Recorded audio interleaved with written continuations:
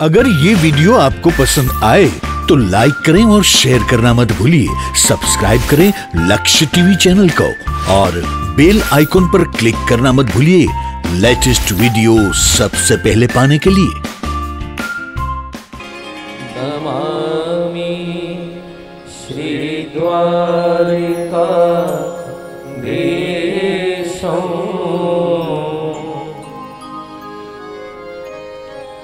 शोभया नित्य सेवितम् शंख चक्रादि संयुक्तम्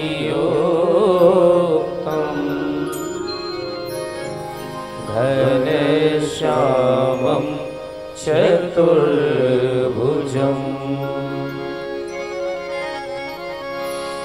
नमामि श्री बालकृष्णं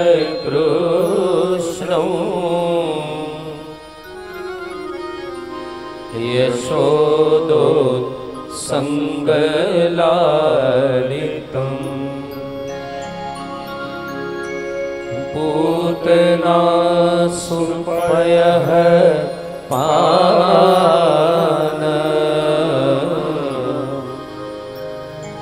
रक्षिता शेषबालकम्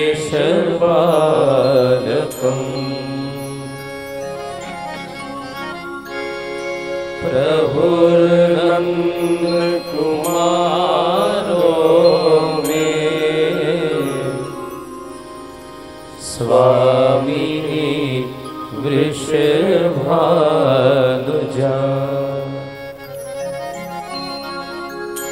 कृतार्थोऽहं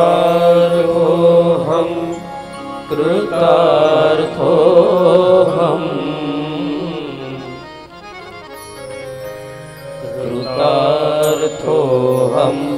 न संशय चिन्ता सन्तानहन्तारो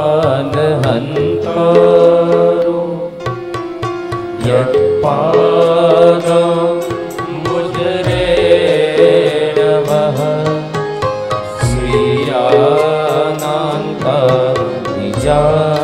चार्या प्रणमामि मुहुर्मुहुः यदनुग्रहतो जन्तुः सर्वदुःखार्तिको भवेत् तमहं सर्वदा वन्दे श्रीमद्वल्लभनन्दनम्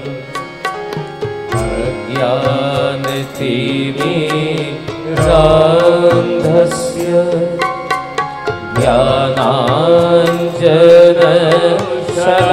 ज्ञानाञ्जनशलाकया चक्षुरुन्मीलितं येन तस्मै श्री गुरवे नमः। नमामि हृदयेशे लीलाक्षिराब्धिशायिनं लक्ष्मी सहस्रलीलाभि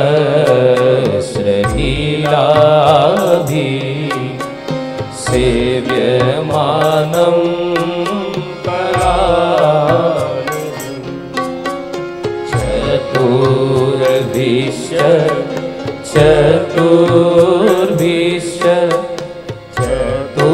चतुर्भिश्च त्रिभिस्तथा षड्भिर्विराजिते योऽसौ पञ्चधाहृदये मम पञ्चधाहृदये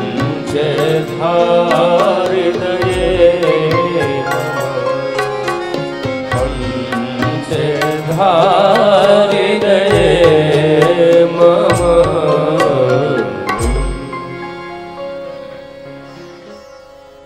एवं मम श्री यदुनायकं किल घन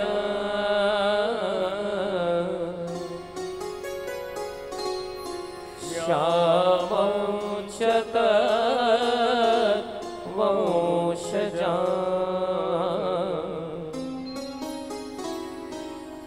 कालिन्दीं स्वगुरुं गिरिं गुरो विभुं स्वीय प्रभो स्मरे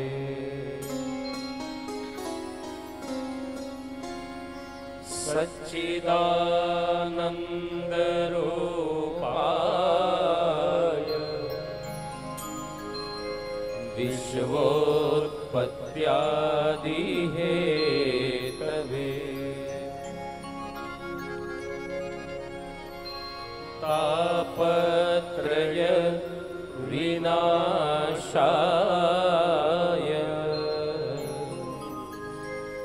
श्रीकृष्णाय वयं नमः।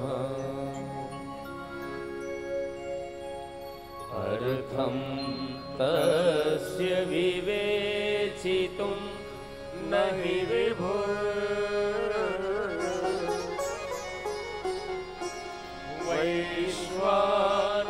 वैश्वानरात् वाक्पते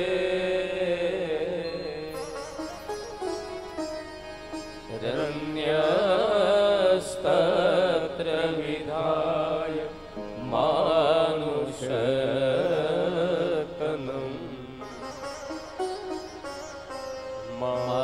व्यासव श्रीपति दत्वाज्ञां च कृपावलोकनपटुर्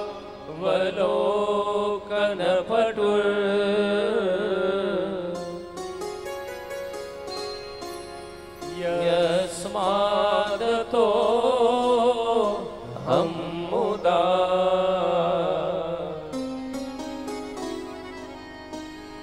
गूढ़ार्थं प्रकटीकरोमि बहुधा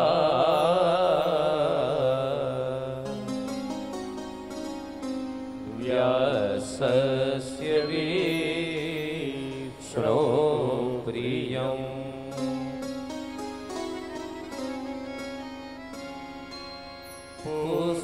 पुष्टिमार्गीय सर्वज्ञ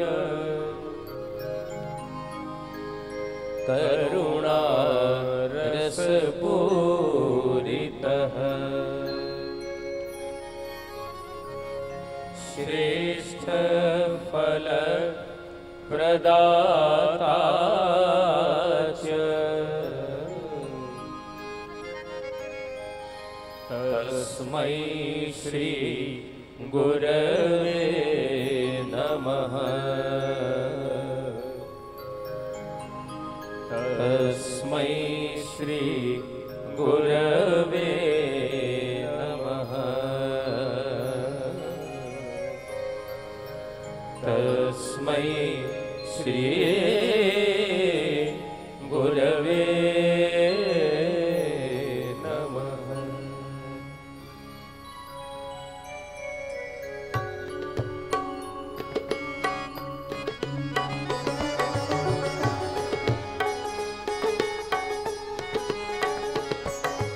मंगलम वारिकाधीशः श्रीलाल प्रभु मंगलम। मंगलम वल्लभाधीशो मंगलम विठलेश्वर। मंगलम हरिदासस्तु मंगलम श्री कृष्ण प्रिया। मंगलम ब्रजभूमिश्च मंगलम पुष्टि मंगलम। मंगलम पुष्टि मंगलम। मंगलम अगर ये वीडियो आपको पसंद आया हो तो लाइक करें और शेयर करना मत भूलिए। सब्सक्राइब करें लक्ष्य टीवी चैनल को और बेल आइकॉन पर क्लिक करना मत भूलिए लेटेस्ट वीडियो सबसे पहले पाने के लिए। पुष्टि मंगलम मंगलम पुष्टि मंगलम मंगलम पुष्टि मंगलम। बोलिए श्री गोवर्धन नाथ की जय, श्री द्वारिकाधीश की जय, श्याम सुंदर श्री यमुने महारानी जी की जय, श्री वल्लभाधीश की जय, श्री भागवत भगवान भगवान की जय। આ દિવ્ય ભક્તિ સત્રના મુખ્ય મનોરથી શ્રી ચતુર્ભુતભાઈ માવજીભાઈ દેસાઈ અને શ્રી ધીરજલાલ માવજીભાઈ દેસાઈ સમગ્ર દેસાઈ પરિવાર, દેસાઈ એજ્યુકેશન હડાળા, મારા કીર્તનકાર મિત્રો અને કથામૃતનું રસપાન કરવા પધારેલા આપ સૌ વલ્લભ ચરણાનુરાગી ભગવદી વૈષ્ણવ, પ્રથમ મંગલાચરણનું આપણે ગઈકાલે દર્શન કર્યું, જેમાં વ્યાસજીએ ભગવાન શ્રી કૃષ્ણને વંદન કર્યા, ભગવાનનું સ્વરૂપ, ભગવાનનું કાર્ય અને ભગવાનનો સ્વભાવ જેમાં બતાવ્યો. બીજા શ્લોકમાં ભાગવતના ઉત્તમ વક્તા એવા સુખદેવજીને વંદન કર્યા. આપણે દર્શન કરતા પહેલા થોડીક ક્ષણો માટે સાથે મળીને ભાવથી ભગવત નામનું સંકીર્તન કરીએ. લૌકિક બધી વાતો બંધ થાય, લૌકિક ક્રિયાઓ બંધ થાય અને મહેરબાની કરી બધા જ જ્યાં સુધી આ સત્સંગ ચાલે ત્યાં સુધી પોતાના મોબાઈલ ફોનને વિરામ આપજો, સાયલેન્ટ મોડ અથવા તો સ્વિચ ઓફ કરજો.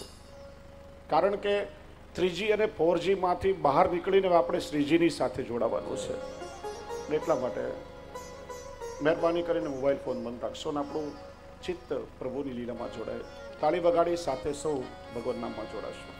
राधे राधे राधे गोविंद राधे, राधे राधे राधे गोविंद राधे, राधे राधे राधे गोपाल राधे, राधे राधे राधे गोपाल राधे, राधे राधे राधे गोविंद राधे, राधे राधे राधे गोविंद राधे, गोविंद राधे गोपाल राधे, गोविंद राधे गोपाल राधे, गोविंद राधे गोपाल राधे, गोविंद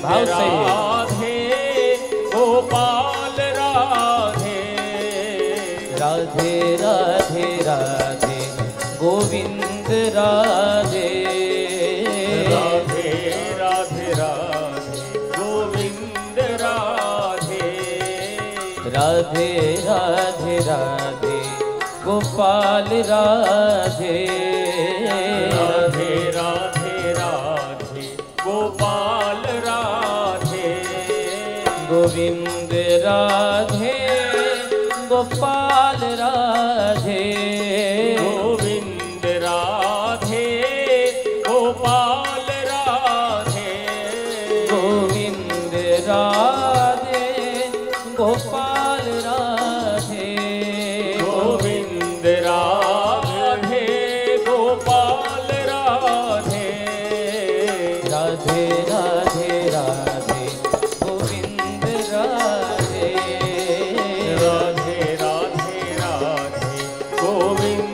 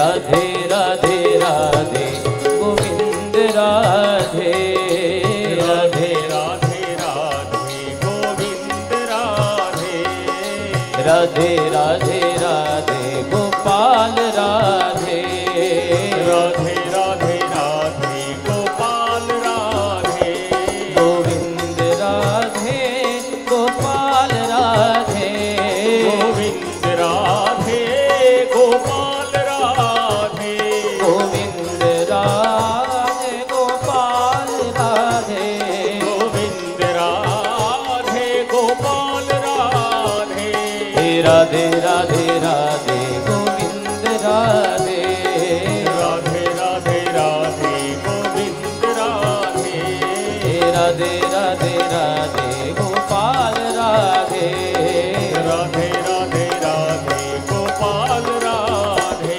गोविंद राधे गोपाल राधे गोविंद राधे गोपाल राधे गोविंद राधे गोपाल राधे गोविंद राधे गोपाल राधे गोविंद राधे गोपाल राधे राधे गोविंद राधे गोपाल राधे गोविंद राधे गोपाल राधे गोविंद राधे गोपाल राधे राधे राधे राधे गोविंद राधे राधे राधे राधे गोविंद राधे राधे राधे राधे गोपाल राधे राधे राधे राधे गोपाल राधे राधे राधे राधे गोविंद राधे राधे राधे राधे गोविंद राधे गोपाल राधे गोपाल राधे गोविंद राधे गोविंद राधे गोपाल राधे गोपाल राधे गोविंद राधे गोविंद राधे बोलिए श्री कृष्ण कन्हैया लाल की जय।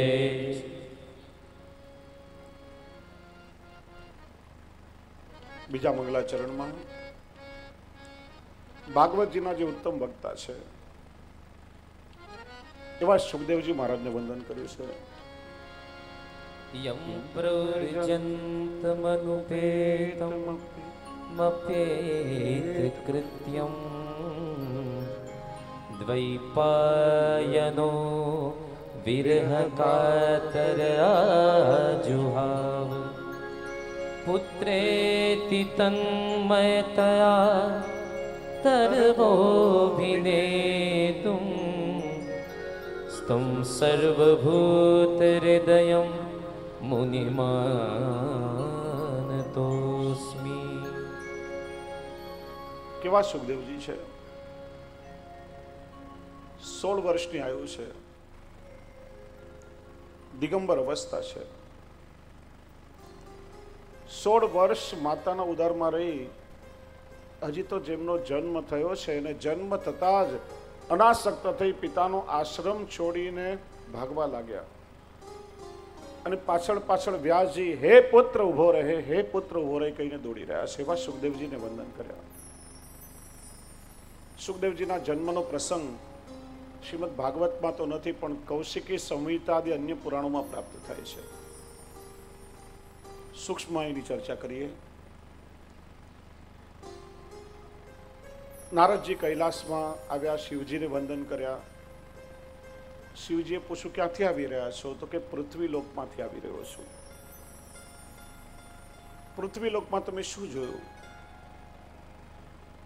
બીજું તો ઘણું સારું છે પણ સૌથી વધારે ખરાબ દશા જો કોઈની હોય તો એ છે માનવીના દાંપત્ય જીવનની. પૂછ્યું કેમ?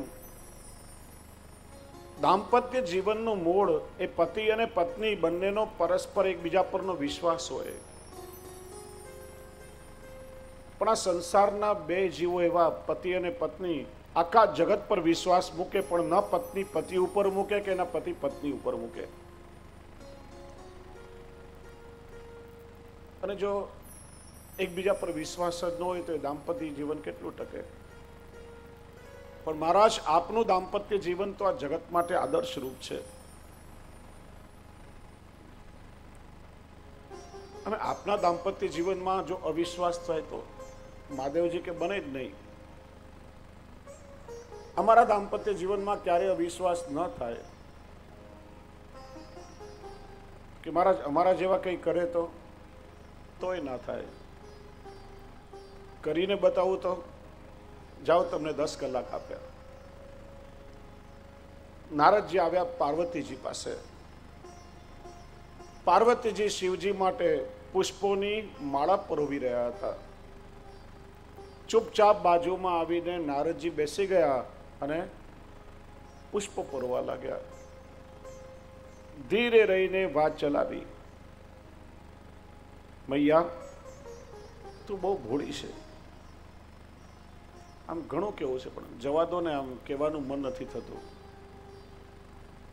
ને સ્ત્રીનો સ્વભાવ એમ કે આ વાત સાંભળવા જેવી નથી તો કે પહેલા સાંભળવાની ઈચ્છા થાય. નથી કેવું એવું કહ્યું ને, ના હવે તો તમારે કહેવું જ પડશે. સ્પષ્ટ કહી દો શું કહેવા આવ્યા છો. મૈયા તું બહુ ભોળી છે. અને જગતના લોકો શિવજીને ભલે ભોળા નાથ કે પણ છે બહુ ચાલાક. પૂછ્યું કેમ? મૈયા તમે શિવજીના અર્ધાંગીની છો કે નહીં? તો કે છું ને. તો અર્ધાંગીની એને કહેવાય કે પતિની દરેક વસ્તુમાં એનો બરાબર અધિકાર હોય. એમાં શું ને ભાઈ? તો પછી શિવજી અજન્મા છે અને શિવજીને પ્રાપ્ત કરવા માટે તમારે વારે ઘડીએ જન્મ લેવો પડે એવું શા માટે? દક્ષ પ્રજાપતિને ત્યાં જન્મ લેવો પડે, શિવજીને પ્રસન્ન કરવા તપ કરવું પડે, શિવજી સાથે વિવાહ થાય, ફરી પાછું દક્ષ પ્રજાપતિના યજ્ઞમાં હોમાવવું પડે, ફરી જન્મ લેવો પડે. એ શા માટે? પાર્વતીજી કે આજે તમે મારી આંખો ખોલી નાખી. હું એ સમજતી હતી કે મારા પતિ બહુ ભોળા છે, પણ આજે ખબર પડી કેટલા ચાલાક છે. આવા દો એટલે વાત. નારદજી કે આપણું કામ થઈ ગયું, ચૂપચાપ ત્યાંથી સરકી ગયા. સાંજે શિવજી પધાર્યા. દરરોજ શિવજી પધારે એટલે દ્વાર પર ઊભા રહી પાર્વતીજી પુષ્પની માલાથી એમનું સ્વાગત કરે, આરતી ઉતારે. પણ આજે ઘૂંઘટો તાણી મોઢું ફેરવીને ખૂણામાં ઊભા રહ્યા. શિવજી વિચારમાં પડે, દરરોજ આવું તો પુષ્પહારથી મારું સ્વાગત થાય, ના જા રીસામણા કેમ? શું કોઈ અહીંયા આવ્યું હતું કે હમણાં જ નારદજી અહીંથી ગયા છે? ક્યાં તો 10 કલાક આપ્યા ને 10 મિનિટમાં જ પોતાનું કામ કરીને નીકળી ગયા. શિવજીએ પૂછ્યું શું થયું દેવી? સતીજી કે આજે તો મારે તમારી સાથે આમ ચોખ્ખી વાત કરી લેવી છે. હું તમારી અર્ધાંગીની છું કે નહીં? છો ને. તો તમારી દરેક વસ્તુમાં મારો સમાન બરાબર અધિકાર કહેવાય. કે એ તો છે. તો પછી તમે અજન્મા અને તમને મેળવવા માટે મારે વારે ઘડીએ જન્મ લેવો પડે એવું શા માટે? હું જો તમારી અર્ધાંગીની છું તો હું પણ તમારી જેમ અજન્મા કેમ ના થઈ શકું? શિવજી કે જુઓ દેવી, હું અજન્મા એમને નથી. આ પ્રભુના લીલારસને મેં મારા હૃદયમાં ધારણ કર્યો છે અને વારંવાર નિત્ય લીલારસનું ચરવણ કરતો રહું છું, એમાં હું નિત્ય નિમગ્ન રહું છું, એટલા માટે અજન્મા છું. પાર્વતીજી કે જો પ્રભુની લીલા એ તમારી સાચી સંપત્તિ છે તો તમારે એ લીલાનું, એ કથાનું મને પણ દાન કરવું પડશે. શિવજી કે જુઓ દેવી, તમે સ્ત્રી છો, તમને દેહાધ્યાસ નડશે, અવિચ્છિન્ન કથાનું પાન નહીં થઈ શકે. પાર્વતીજી કે ભલે ગમે તે થઈ જાય, પણ મારે તો આપના મુખથી કથા સાંભળવી છે, મારે ભગવદ લીલા રસનું પાન કરવું જ છે. શિવજી કે જો આ ભગવદ લીલા રસમાં અનધિકારીનો પ્રવેશ ના થઈ શકે. જો કાલે પણ ચર્ચા થઈ હતી, આ પ્રભુની કથા છે.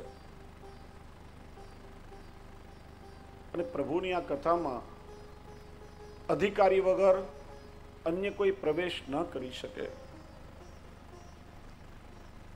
વૈષ્ણવ, તમે બધા અહીંયા કથા સાંભળવા માટે આવ્યા છો એટલા માટે નહીં કે તમે મનથી વિચાર્યો કે અમારે કથા સાંભળવી છે. તમે અહીંયા એટલા માટે આવી શક્યા છો કેમ કે સ્વયં ઠાકોરજીએ વિચાર કર્યો કે આ પ્રભુની લીલાના અધિકારી તમે સૌ બનો, એટલા માટે તમે અહીંયા આવી શક્યા છો. બધાનો પ્રવેશ એમાં નથી. હું ઘણી વાર કહું, આપણે ત્યાં બે પ્રકારના લોકો છે, એક ઇલેક્ટેડ અને બીજું સિલેક્ટેડ. પ્રજા દ્વારા જે ઇલેક્ટેડ હોય એ ગાંધીનગર કે દિલ્હીની ખુરશી પર 5 વર્ષ સુધી બેસે, પણ ઠાકોરજી દ્વારા જે સિલેક્ટેડ હોય ને એ જ અહીંયા કથાના મંડપમાં આવી શકે.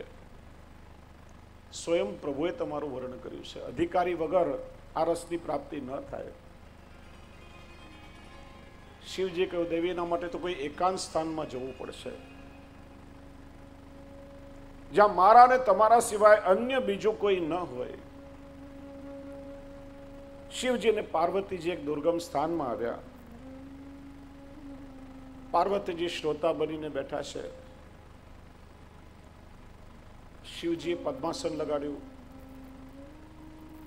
એક તાળી વગાડી. શિવજીના જેટલા દૂતોને ગણ હતા બધા અદ્રશ્ય થઈ ગયા.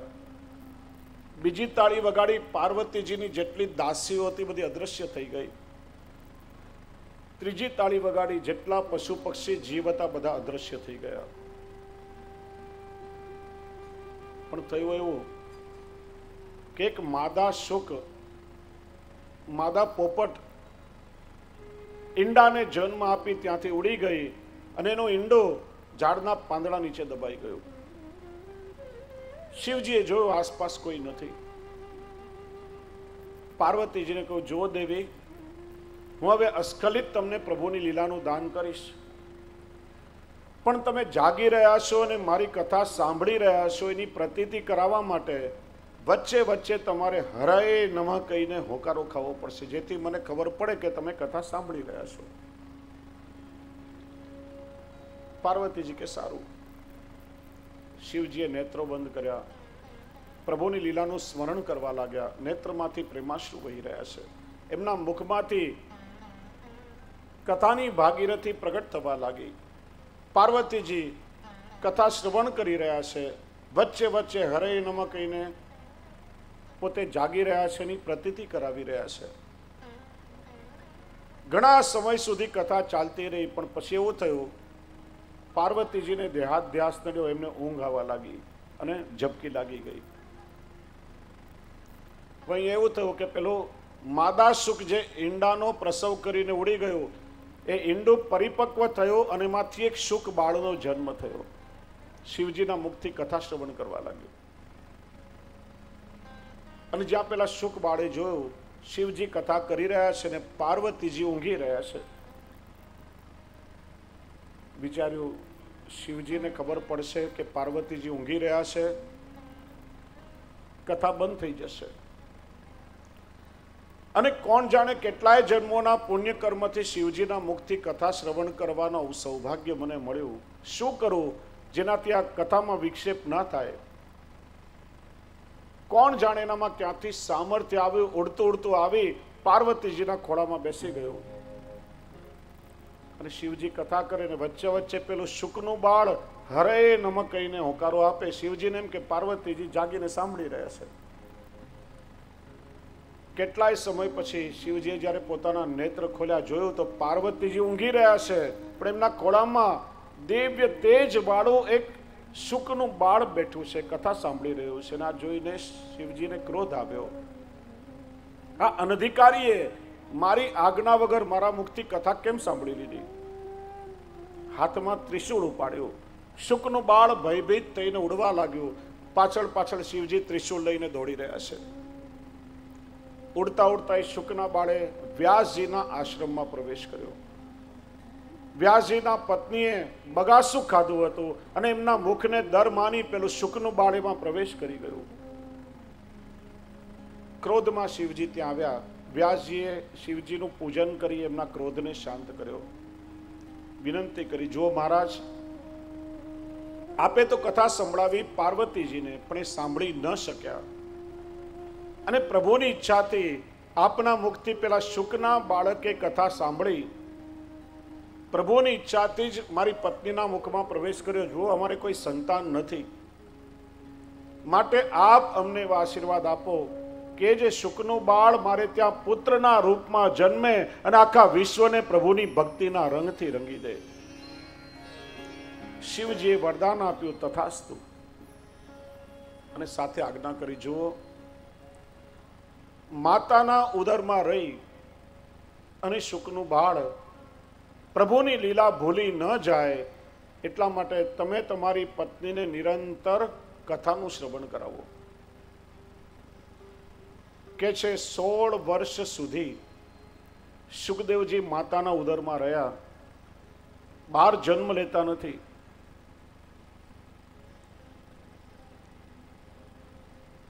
સોળ વર્ષ પછી જન્મ થયો છે. અને 16 વર્ષ વ્યાસજીએ લગાતાર પત્નીને ભાગવતજીની કથા સંભળાવી. માનો માતાના ઉદરમાં જ એમના 16 સંસ્કાર સંપન્ન થઈ ગયા. અને જન્મ થતા જ અનાસક્ત થઈ પિતાનો આશ્રમ છોડીને ભાગવા લાગ્યા. પાછળ ફરીને જોયું સુદ્ધા નથી. એનું જ નામ છે પ્રવ્રજ સંન્યાસ. અને પાછળ પાછળ વ્યાસજી દોડવા લાગ્યા, હે પુત્ર ઉભો રહે, હે પુત્ર ઉભો રહે. ઘણા લોકો કહે છે સંન્યાસ લેવા માટે સુખદેવજી પિતાનો આશ્રમ છોડી ભાગ્યા છે. પણ શ્રી મહાપ્રભુજી સમજાવે છે સંન્યાસ લેવા માટે નહીં, પણ સંગ દોષના ભયથી સુખદેવજી પિતાનો આશ્રમ છોડી ભાગવા લાગ્યા. કેમ કે વ્યાસજીનો આશ્રમ હતો. સંન્યાસીઓની સાથે કેટલાક સંસારીઓ પણ આશ્રમમાં આવતા હતા. અને કોઈનો સંગ દોષ ન લાગી જાય એ માટે પિતાનો આશ્રમ છોડી સુખદેવજી ત્યાંથી નીકળ્યા છે. એનું કારણ વૈષ્ણવ ભક્તિ માર્ગમાં દુસંગ તો બાધક છે, પણ સંગ દોષ પણ એટલો જ બાધક બતાવ્યો છે. સંગને પણ દોષરૂપ કર્યો છે. ગીતાકાર ભગવાન શ્રી કૃષ્ણ તો સંગને દોષરૂપ બતાવે છે. આજ્ઞા કરે છે કોઈનો સંગ ક્યારે ન કરવો, નિસંગ રહેવું. કેમ કે સંગથી શું થાય? સંગાત સંજાયતે કામ, કામાત ક્રોધો બીજાયતે, ક્રોધાત ભવતી सम्मोह, सम्मोहात स्मृति विभ्रम, स्मृति भ्रंशात बुद्धिनाशो, बुद्धिनाशात प्रणश्यति. એકબીજાનો સંગ જ્યારે આપણે કરીએ તો એકબીજાને જોઈ જોઈ આપણા મનમાં પણ અનેક પ્રકારની ઈચ્છાઓ જન્મ લે છે. પાડોશીને ત્યાં 60 ઇંચનું ટીવી આવી ગયું, મારે ત્યાં 20 ઇંચનું કેમ? હું પણ એવું લઉં. બાજુવાળાને ત્યાં 4 વ્હીલર આવી ગયું, મારે ત્યાં જે કેમ ખાલી 2 વ્હીલર છે? એકબીજાને જોઈ જોઈ આપણા મનમાં પણ અનેક અપેક્ષાઓ પ્રગટે છે. માણસની બધી ઈચ્છાઓ પૂરી થતી નથી, અને ઈચ્છાઓ જ્યારે અધૂરી રહી જાય ત્યારે માનવીને ક્રોધ આવે છે. ક્રોધાત ભવતી सम्मोह, सम्मोहात स्मृति विभ्रम. ક્રોધ આવે માણસનો મતિભ્રમ થઈ જાય, માણસ બધો વિવેક ચૂકી જાય. શું બોલવું, શું ના બોલવું, શું કરવું, શું ના કરવું, એ બધો વિવેક માણસમાંથી છૂટી જાય. ક્રોધ બહુ ખરાબ વસ્તુ છે. માણસ વિવેકહીન બની જાય. યાદ રાખો, ક્યારે ક્રોધમાં કોઈ નિર્ણય ના લેવો. આમ બહુ હરખમાં હોઈએ ત્યારે કોઈને ખોટા વચનો ના આપી દેવા, અને ક્રોધમાં ક્યારે કોઈ નિર્ણય ના લેવો. આ બંને વસ્તુ ક્યારેક આપણને ઘાતક બને છે. બહુ હરખની લાગણી હોય, ગમે તેને વચન આપી દઈએ, પછી પૂરા ના થઈ શકે. અને ક્રોધમાં મોટા ભાગે માણસ ખોટા નિર્ણય લેતો હોય છે. જ્યારે ક્રોધ આવે ત્યારે મૌન ધારણ કરીને બેસી જવું, કારણ કે સમય માણસ વિવેક ચૂકી જાય, ચિત્તભ્રમ થાય, એની બુદ્ધિ બગડે. અને જેની બુદ્ધિ બગડે, બુદ્ધિ નાશાત પ્રણશ્યતિ, પછી એનો સર્વનાશ થાય. સંગ દોષ માનવીને એના સર્વનાશ સુધી પહોંચાડે છે. એટલા માટે કોઈનો સંગ ના કરો, નિસંગ રહો. શ્રી મહાપ્રભુજી એ જ વાત જુદી રીતે બતાવે છે. સંગ સર્વાત્મના હે સચેત ત્યક્તુમ ન શક્યતે સદભી કર્તવ્ય સાધુ સંગો હિ બેસજો. કોઈનો સંગ ના કરવો. પણ માનવી એ સામાજિક પ્રાણી છે. આપણે બધા સમાજમાં રહીએ છીએ, એકબીજાની સાથે રહીએ છીએ, અનેક લોકોના સંપર્કમાં આવીએ છીએ. એટલે માણસ સંગ વગર ના રહી શકે. કોઈનો ને કોઈનો સંગ તો માણસ ઈચ્છે જ છે. અને આપણે સંગ વગર ના રહી શકીએ. સંગ કરવો તો કોનો કરવો? કોઈ સદભી કર્તવ્ય સાધુ સંગો હિ બેસજો. સાધુ એટલે સફેદ કે ભગવા કપડાવાળો કોઈ વ્યક્તિ વિશેષ નહીં. સાધુ ચરિત, જેનું જીવન સાધુ જેવું છે, જેણે પોતાનું સમગ્ર જીવન પ્રભુને સમર્પિત કર્યું છે, જેના જીવનમાં ભક્તિની સુવાસ મહેકી રહી છે. એવા કોઈ ભગવદીઓનો સંગ કરો તો એના સંગથી એ તમને પણ પ્રભુ સુધી પહોંચાડશે. અને નહીં તો ગમે તેવાનો દુસ્સંગ જો લાગી જશે, બધું વ્યર્થ થઈ જશે, જન્મારો બગડી જશે. અને એટલા માટે કોઈનો સંગ ન લાગે એ સંગ દોષના ભયથી સુખદેવજી પિતાનો આશ્રમ છોડીને ભાગ્યા છે. અને જુઓ, સુખદેવજીનું નામ અહીંયા નથી કહ્યું, મુનિ કહીને સંબોધન કર્યું છે. એનું કારણ અસુતા મુનિ. મુનિ કોને કહેવાય? જાગી ગયો છે. મિત્રો, ઉઠવામાં અને જાગવામાં ફરક છે. સવારે આળસ મરડીને પથારીમાં બેઠા થઈએ તો કહેવાય કે આ ઊંઘમાંથી ઉઠ્યો છે. પણ જ્યારે માનવીની ચેતના જાગૃત થાય ત્યારે કહેવાય કે હવે આ જાગ્યો છે, અને જાગેલા જ બીજાને જગાડી શકે છે. અને સુખદેવજીનું નામ ન કહેવાનું બીજું કારણ શાસ્ત્રની મર્યાદા છે. પોતાના પ્રિય વ્યક્તિનું નામ લઈને ના બોલાવાય, નામનું સંબોધન ના કરાય, નહીં તો એનાથી વિપ્રયોગ, એનાથી દૂરી સહન કરવી પડે છે. શિષ્યોએ ક્યારે ગુરુનું નામ ના લેવાય. ગુરુ પણ પોતાના મુખ્ય શિષ્યનું નામ લઈને ના બોલાવે. અન્ય સંપ્રદાયોમાં દીક્ષા આપે ત્યારે જુદું નામકરણ પણ કરવામાં આવે છે. સંતાનોએ પિતાનું નામ ન લેવાય. પિતા પોતાના જ્યેષ્ઠ પુત્રનું નામ લઈને ના બોલાવે. કોઈક લાડકું હુલામણું બીજું નામ રાખે. એમ પતિએ પત્નીનું નામ લઈને ન બોલાવાય અને પત્નીએ પતિનું નામ ન લેવાય. એ આપણે ત્યાં મર્યાદા છે. પણ આજકાલ તો તુકારે બોલાવે છે, ફેશન છે, જુદી વાત છે. પ્રિય વ્યક્તિનું નામ ન લેવાય, નહીં તો એનાથી દૂરી સહન કરવી પડે. શાસ્ત્રની મર્યાદા છે. એટલા માટે સુખદેવજી ગુરુ છે, એમનું નામ નથી કહ્યું, મુનિ કહીને સંબોધન કર્યું છે. એવા સુખદેવજીને વંદન કર્યા છે.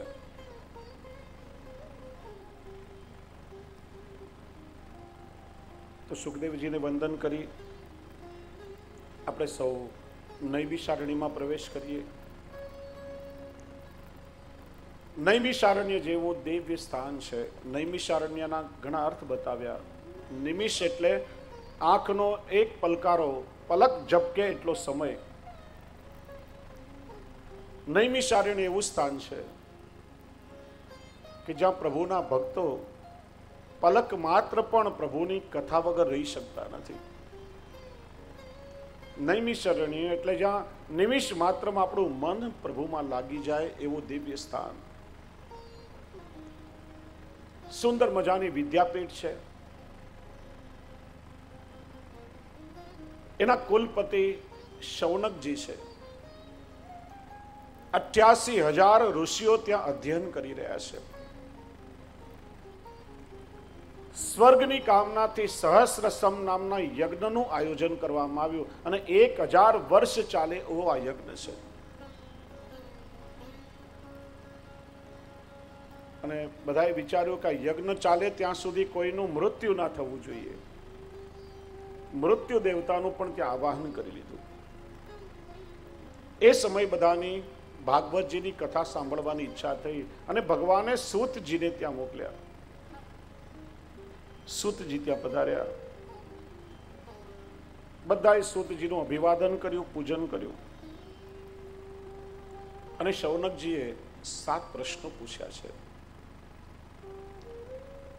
નૈમિષે સુતમાસેન અભિવાદ્ય મહામતિમ કથામૃત રસાસ્વાદ કુશલ શૌનકો બ્રવીત.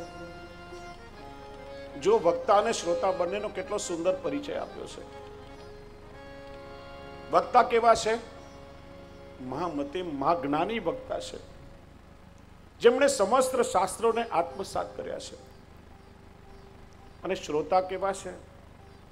કથામૃત રસાસ્વાદ કુશલ. પ્રભુની કથા સાંભળવામાં, કેવલ સાંભળવામાં નહીં, એનું પાન કરીને એને હૃદયમાં આત્મસાત કરવામાં એવા કુશલ શ્રોતાઓ છે. કુશલ શ્રોતા કોને કહેવાય? વક્તા કે એ તો સાંભળે, પણ બધી વાતો શબ્દ દ્વારા ના કહી શકાય. શબ્દની પણ એક મર્યાદા હોય. અને વક્તાના હૃદયના ભાવને સમજી શકે એવા કુશલ શ્રોતાઓ છે. અને જુઓ, સતયુગનો એ સમય છે. એ સમયે આજની જેમ ઇલેક્ટ્રિસિટી નથી, માઇક્રોફોન, સ્પીકર, સાઉન્ડ સિસ્ટમ, કોઈ વ્યવસ્થા નથી. વક્તા એક છે, શ્રોતા છે 88,000, અને છતાંય કોઈની ફરિયાદ નથી આવતી કે મહારાજ જરા જોરથી બોલો, સંભળાતું નથી. કેટલી એકરૂપતા સધાઈ હશે વક્તા અને શ્રોતાની વચ્ચે. મેં કાલે પણ કહ્યું હતું કે કથા કેવલ કાનથી નહીં, ધ્યાનથી સાંભળો ત્યારે હૃદયમાં ઉતરે. ચિત્ત આજુબાજુમાં ભટકતું હોય, વાતો ચાલતી હોય, કંઈક બીજી પ્રવૃત્તિ ચાલતી હોય, બધું માથા પરથી જાય. એ કથા ક્યારેય હૃદયમાં ના ઉતરે. 7 પ્રશ્નો પૂછાયા. મહારાજ, સગળી કથાનો સાર અમને કહો. ભક્તિ, જ્ઞાન, વૈરાગ્ય યુક્ત વિવેક આપણી અંદર કઈ રીતે આવે? વૈષ્ણવ મોહ અને માયાનું નિવારણ કઈ રીતે કરી શકે? કલિયુગમાં આસુરી સ્વભાવનો જીવ કઈ રીતે શુદ્ધ થઈ શકે? સૌથી શ્રેયસ્કારી, કલ્યાણકારી સાધન કયું? પાવનથી પણ પાવન શું? અને કૃષ્ણની પ્રાપ્તિ કરાવનારું શાશ્વત સાધન શું? અને એના ઉત્તરમાં આખી ભાગવતજીની કથા કહેવાય છે. જુઓ, શ્રીમદ ભાગવત 3જા દ્વાપરના અંતમાં રચાયું છે. શ્રીમદ ભાગવતજીમાં 12 સ્કંદ છે. ગઈકાલે આપણે જોયું, જે ભગવાન શ્રી કૃષ્ણના, શ્રીનાથજીના શ્રી અંગ રૂપે બિરાજે છે. 50 પ્રકરણ છે, 335 અધ્યાય છે. 10મો સ્કંદનો 12મો, 13મો, 14મો શ્રી મહાપ્રભુજી પ્રક્ષિપ્ત માને છે, એટલે 332ની પણ માન્યતા છે. ભાગવતજીમાં 18,000 શ્લોક છે, 5,76,000 અક્ષરો છે. 18,000 શ્લોક કેવી રીતે થાય? કે 335 અધ્યાયમાં કુલ 16,195 શ્લોકો છે. અહીં શુક ઉવાચ, એ ઉવાચ ગણાતા એવા 1270 ઉમેરાયા. અડધા શ્લોક 200 છે. અને દરેક અધ્યાયને અંતે ઇતિ શ્રીમદ ભાગવતે મહાપુરાણે જે લખેલું છે બધું ગણાતા કુલ 18,000 શ્લોકોની સંખ્યા થાય છે. એવું શ્રીમદ ભાગવત. પ્રશ્નો પૂછાયા. શૌનકજી કહે છે, મહારાજ તમે તો ગુરુ છો, અને ગુરુ એને જ કહેવાય જેની સામે બેસી અને આપણા બધા સંદેહોની નિવૃત્તિ થઈ જાય, જેનું જ્ઞાન કરોડો સૂર્ય સમાન છે. અને એવા ગુરુની સામે અમે બેઠા હોઈએ અને અમારા જીવનમાં અજ્ઞાનતાનો અંધકાર હોય તો કેમ ચાલે? આપ કૃપા કરી અમારી અજ્ઞાનતાને દૂર કરો. અને કહે છે ચિંતામણી, એની સામે કંઈક ચિંતન કરીએ, મનમાં કલ્પના કરીએ, આપણી ઈચ્છા પૂરી થઈ જાય. એ ખાલી લૌકિક બધા સુખ આપી શકે. કલ્પ વૃક્ષની છાયામાં બેસીને મનમાં કોઈ મનોરથ કરીએ તો વધારેમાં વધારે સ્વર્ગ સુધીનું સુખ આપે. પણ ગુરુને સર્વોપરી કયા છે. ગુરુ જો કૃપા કરે તો સાક્ષાત પ્રભુના દર્શન કરાવી શકે. અને વાસ્તવમાં ગુરુ એ જ છે કે જે જીવાત્માને પ્રભુ સુધી પહોંચાડે, જીવાત્મા અને પરમાત્મા વચ્ચેનો સેતુ બની જાય.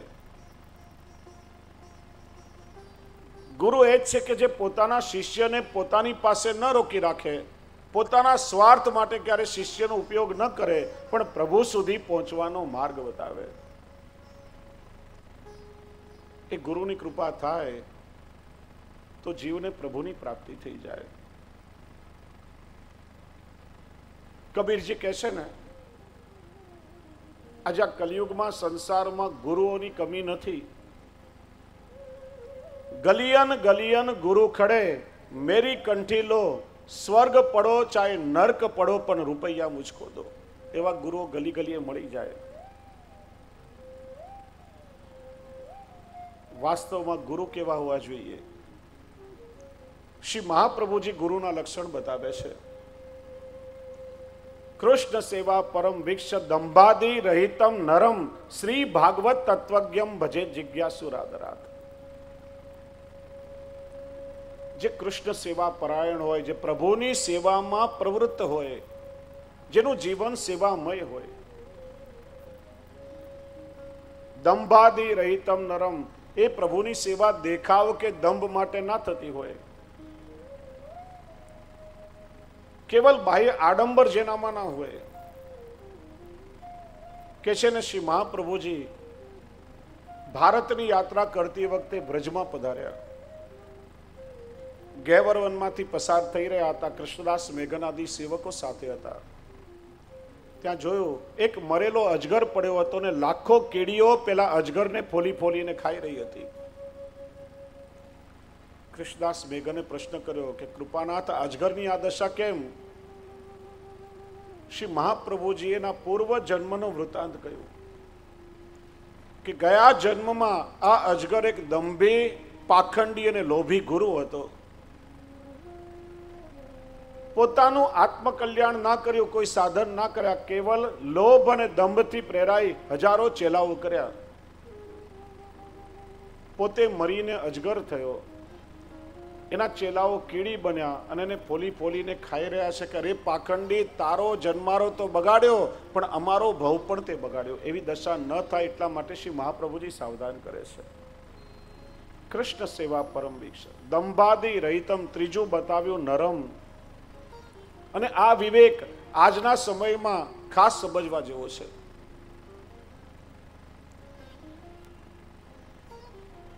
વેદોક્ત શાસ્ત્રોક્ત પદ્ધતિથી દીક્ષા આપવાનો અધિકાર અને વ્યાસપીઠ પર બેસીને વ્યાસ પદ્ધતિથી કથા કરવાનો અધિકાર એ પુરુષ પરંપરાના વ્યક્તિને પ્રાપ્ત છે. આ અધિકાર સ્ત્રીઓને પ્રાપ્ત થતો નથી. એનું કારણ યજ્ઞોપવિત દ્વારા દ્વિજત્વની પ્રાપ્તિ સ્ત્રીઓને નથી. મહિલાઓ શિક્ષક હોઈ શકે, ઉપદેશક હોઈ શકે, સત્સંગ કરાવી શકે, સંત હોઈ શકે, પણ દીક્ષા આપવાનો અને વ્યાસપીઠ પર બેસીને વ્યાસ પદ્ધતિથી કથા કરવાનો અધિકાર સ્ત્રીઓને નથી. કેમ કે યજ્ઞોપવિત દ્વારા દ્વિજત્વની પ્રાપ્તિ નથી અને બીજો એમને રજસ્વલા ધર્મ આવતો હોય. આ બે કારણથી આજે ઘણી જગ્યા પર મહિલાઓ વ્યાસપીઠ પર બેસીને કથાનું વાંચન કરે છે. એ પણ નિષિદ્ધ પદ્ધતિ છે અને દીક્ષા આપવાનો પણ એમને અધિકાર નથી. અને એમના મુખેથી એ સાંભળેલી કથા કે દીક્ષા એ નિષ્ફળ છે, એનું કોઈ ફલ પ્રાપ્ત નથી. એટલા માટે પુરુષ પરંપરાનો આચાર્ય વ્યક્તિ હોય એની પાસે હંમેશા દીક્ષા ગ્રહણ કરવી. અને ચોથું બતાવ્યું શ્રી ભાગવત તત્વજ્ઞમ. કેવલ ભાગવતની કથા કરનાર નહીં, ભાગવતના મૂળ તત્વને જાણનાર, જેને જીવનમાં ઉતાર્યું છે એવો સક્ષમ ક્યાંય ગુરુ મળે તો શિષ્ય ભાવથી એના શરણમાં જાઓ, એ ચોક્કસ તમારો ઉદ્ધાર કરી શકે. જે ભગવત પરાયણ છે એવા ગુરુ હોય તો એના શરણમાં જવાથી એ ગુરુ તમને પ્રભુ સુધી પહોંચાડી શકે. એટલા માટે તો કહ્યું કે ગુરુ બેન એસી કૃપા કોણ કરે, સુરદાસજી કહે છે ગુરુ વગર એવી કૃપા કોણ કરે કે અમારા જેવા સામાન્ય જીવને પ્રભુની પ્રાપ્તિ કરાવી શકે.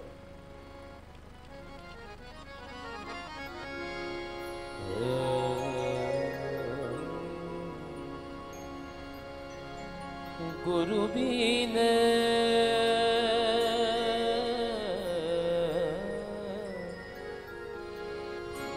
गुरु बीन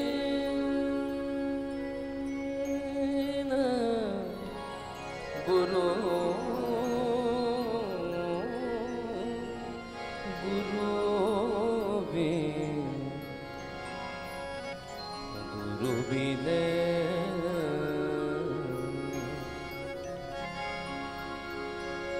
गुरु बीन ऐसी कृपा कौन करे, गुरु बीन ऐसी कृपा कौन करे,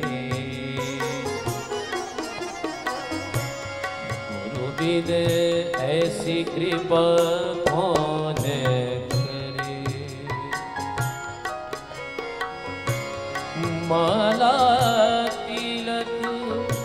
मनोहर बानो, माला तिलक मनोहर बानो, ले शिर छत्र धरे, ले शिर छत्र धरे, ऐसी कृपा कौन करे, गुरु बिन ऐसी कृपा कौन करे.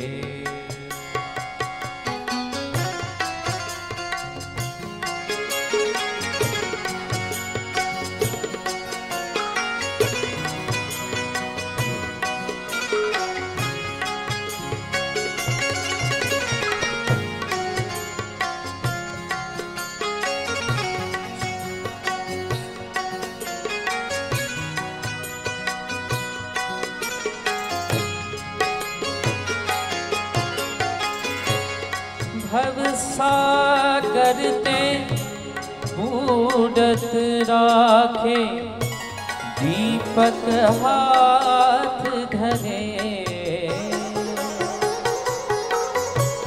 भव सागर ते बूढ़त राखे, दीपक हाथ धरे, श्याम गुरु ऐसो समर्थ, सूर